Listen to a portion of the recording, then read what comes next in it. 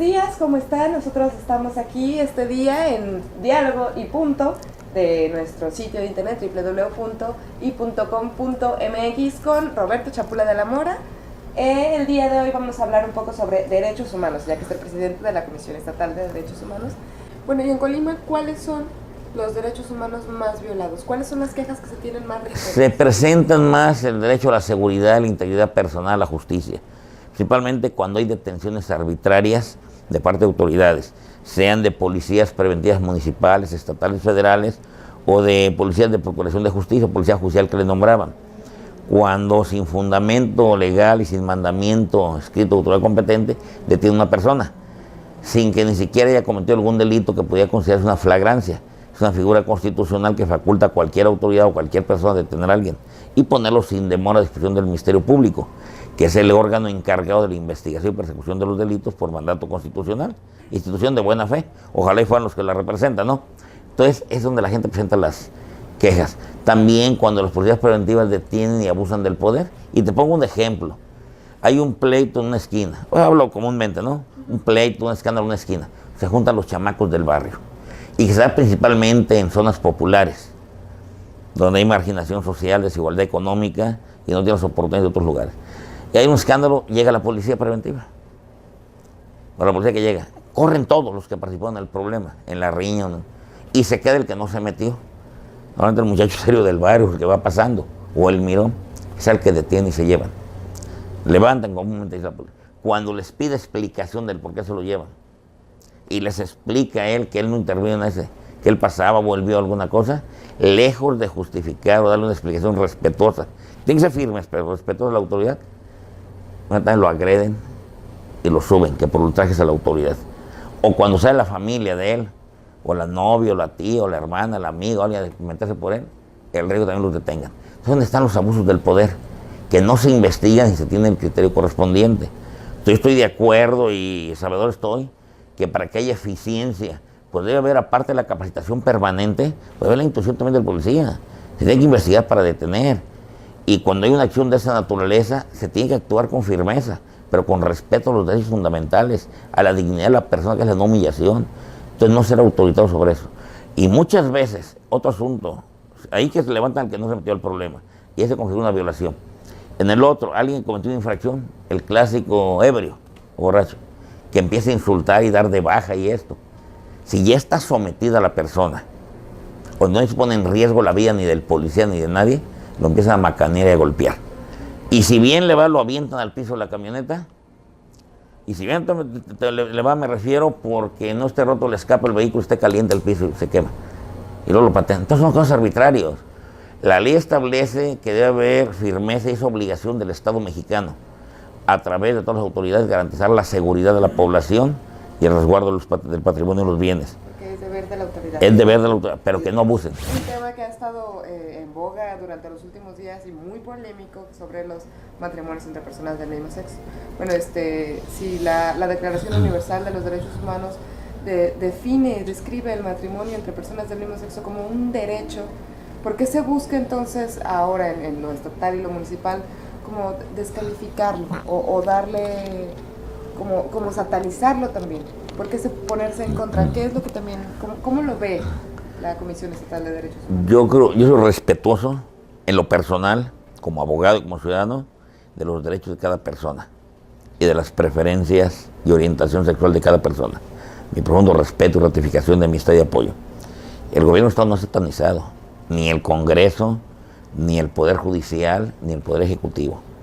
No he expresado que se abra un debate y además soy yo de la opinión que todo asunto de interés público debe debatirse. En primer lugar, decirte que el derecho humano surge antes que la ley. Y específicamente en este asunto, el artículo 147 de la Constitución Particular del Estado de Colima establece que el matrimonio es un contrato civil celebrado entre un hombre y una mujer que tiene como fin la procreación de la especie de ayuda mutua, formar una familia. Y el artículo 102 y otros relativos en la materia del Código Civil lo reproducen. Contrato civil entre dos personas, entre un hombre y una mujer, ¿no? Que tiene como fin la procreación de la especie. Sí se define.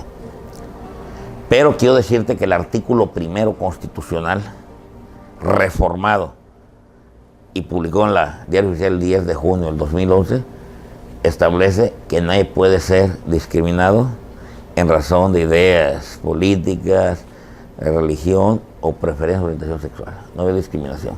Y el artículo 4 constitucional, también reformado en el 2011, habla de la igualdad. Consecuentemente, vemos que el artículo 102 del Código Civil de Colima y el artículo 146 de la Constitución particular se contraponen con la Constitución Federal. Y de ahí nos vamos al artículo 133 de la Constitución General de la República, que establece que la Constitución política de los Estados Unidos mexicanos, las leyes generales emanadas del Congreso de la Unión y los tratados internacionales celebrados por el presidente y ratificados por el Senado son la ley suprema de la Unión. Y si hubiera alguna disposición en contrario en alguna constitución estatal o ley secundaria, los jueces aplicarán la supremacía. Entonces está aplicando la supremacía. Por otro lado, a raíz de los tratados internacionales, los convencionalismos, que era el principio pro persona, se aplica lo más benéfico a la persona. Entonces, en este caso ya ha habido 3 situaciones determinantes. Por un lado, la Asamblea Legislativa del DF hace 6 años legisló y estableció claramente que el matrimonio es contrato celebrado entre 2 personas. Ahí fue ya una decisión legislativa.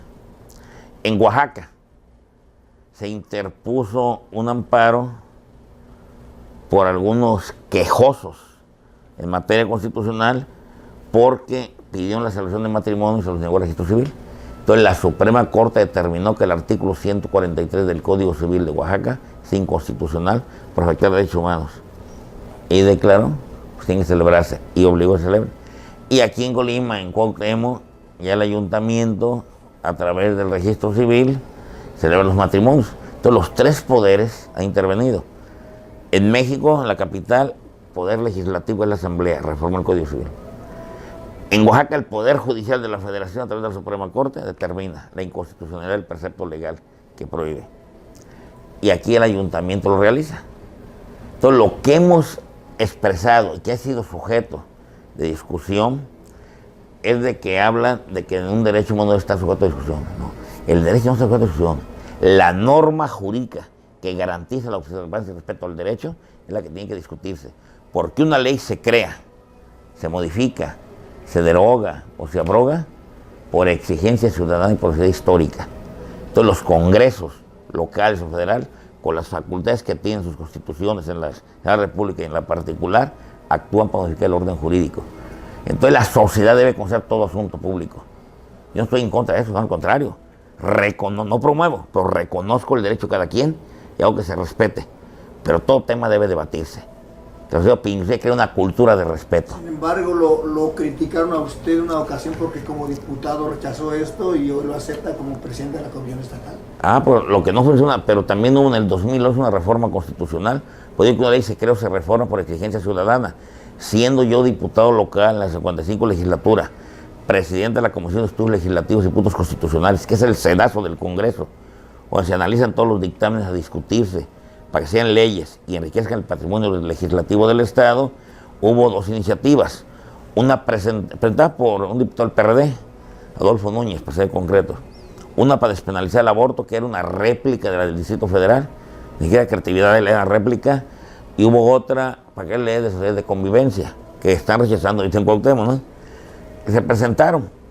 Y como soy demócrata y me gusta escuchar la opinión de la sociedad, que suenen todas las voces, inmediatamente convoqué a foros, que es facultad del presidente de la comisión o de la comisión convocar a foros para escuchar la opinión de los conocedores de la materia. Y he escuchado doctrinarios, a diferentes personas, a maestros, académicos, organizaciones de taxistas, madres de familia, maestros, magistrados, jueces, a todos escuché, hasta las iglesias que hubo, la católica, cristiana y todo. Y en la que se discutió el aborto, la despenalización, fueron 79 ponentes, fue en el Congreso, 77 en contra de la despenalización y 12 a favor, que eran los grupos GIRE, que venían de México, y algunos grupos representativos y respetables. Tomé la decisión de inmediato, dictaminar con la comisión, la sometí al Pleno del Congreso y se rechazó. De 25 diputados que integramos la legislatura, 24 votaron a favor del dictamen y se rechazaba el aborto. El PRI, PAN, PRD, un diputado del PRD, la mitad votó, uno votó. Entonces de esa manera se rechazó. Casi para todo, no el que la presentó no votó a favor. Y en la de los socios de convivencia fue lo mismo. Entonces la opinión social nos sirve para enriquecer, para orientarnos. Aunque el Congreso, como los ayuntamientos, son órganos de representación y facultados para tomar decisiones a nombre del pueblo que representan, se consulta a la sociedad para ilustrarnos. Creo yo que cuando la sociedad nos da pauta, nos ilustra en temas específicos, podemos de alguna vez rectificar decisiones. Por esa razón también se tomó la decisión en ese momento y sustentado en la legalidad. Entonces he actuado yo apegado a la legalidad y en base a la exigencia de la sociedad en la época.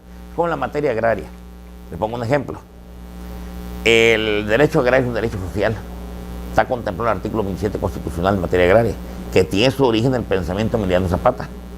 La tierra quien la trabaja y se crean los ejidos, los nuevos centros de población, se restituyó las tierras a las comunidades indígenas y se crearon los centros agrícolas y las colonias agrícolas en el sureste del país. Se repartió la tierra para evitar la concentración. Estaba prohibido vender parcelas. Entonces, un ejido tenía, por ejemplo, 1000 hectáreas, tenía 50 ejidatarios, 20 hectáreas cada uno. No se podían vender. Podían heredarlas a los hijos, pero en la realidad se estaban vendiendo las parcelas. Entonces, para poder vender, se hacía un contrato donde había cesión de derechos. Y se acreditaba que el nuevo titular, el que aspiraba, tenía la posición pacífica, continua, pública y buena de título ejidatario, y que dependía económicamente del titular. Y estaban condicionados a la voluntad de la asamblea y del comisariado ejidal, y se prestaba corruptelas. Y había incertidumbre jurídica y generaba problemas personales. Usted compraba una parcela e invertía. Y al rato el que le vendió se le rajaba, o la mujer lo obligaba a que se rajara, o los hijos, y no tenía la firmeza, venía un problema que iban hasta pelear. Entonces hubo muchos problemas en el país, en muchos ejidos. Con mucha visión, el presidente Salinas de Gortari en su momento promueve la modificación del artículo 27 constitucional y permite la asociación del ejido con la pequeña propiedad. La propiedad social con la propiedad privada para incrementar la producción, para que hubiera certidumbre en el campo. Se reformó y se reformó la ley y se permitió la venta de parcelas y se acabaron 1000 problemas. Toda la gente, si usted tiene una parcela, la vende y no está condicionada a la voluntad del ejido, siempre y cuando el que compra no concentre el 5% total de la superficie que generaría el latifundio ejidal. Entonces le comento algunas situaciones. Entonces cada ley se resuelve, se reforma. Así fue, estuvo por mucho tiempo. Entonces yo como diputado en su momento tuve el sustento social, actué sustentado la legalidad y con el respaldo constitucional y tomé la decisión. En el 2012 se modifica la Constitución y tenemos que ajustarnos a la Constitución política, toda autoridad. Pero eso no impide debatir, porque las normas que garantizan el respeto a los derechos humanos están en la Constitución y son voluntad del hombre. Las normas que lo garantizan. El derecho viene de la vida, el nacimiento. Pero las normas surgen a través de los congresos que están plasmados en las constituciones. Puede debatirse todo tema. Agradecemos entonces su participación aquí en este diálogo. Y bueno, esperamos también que pueda acompañarnos en otra para hablar de todos esos temas tan interesantes sobre el respeto de derechos humanos. Estuvimos aquí con el presidente de la Comisión Estatal de Derechos Humanos, Roberto Chapula. Yo soy Citlali Vergara y esto fue Diálogo y Punto.